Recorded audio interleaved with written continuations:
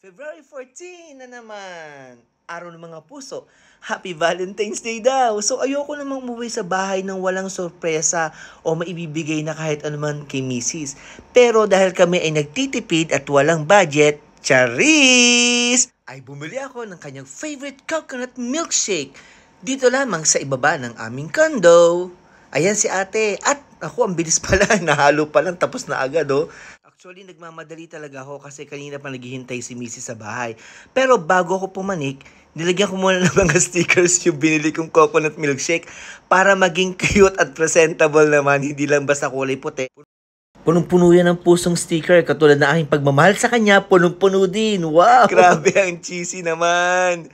Ayan. At syempre naman, di pwedeng hindi magvi-video ang artista. Eto, hiyang-hiyang ako sa mga tao. Ang daming dumadaan yan pero wala lang akong pakialam kasi di naman nila ako kilala eh. Basta mahalaga, madikitan ko ng mga pusong stickers ang binili kong favorite coconut milkshake ni Mrs. Grabe, nakakapagod at mukhang ngarag na ako dahil katatapos lang namin mag-prepare para sa English Cup sa susunod na araw.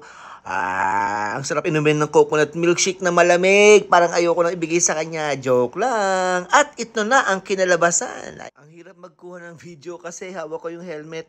Surprise! Nanguya pa. Ano bang itsura yan? Wow, nakakakilig na. Parang ako yung kinikilig ha. Tuwang-tuwa si Mrs. kasi galing sa puso ko yan. Pasabog! Ow! Happy Hearts Day, everyone!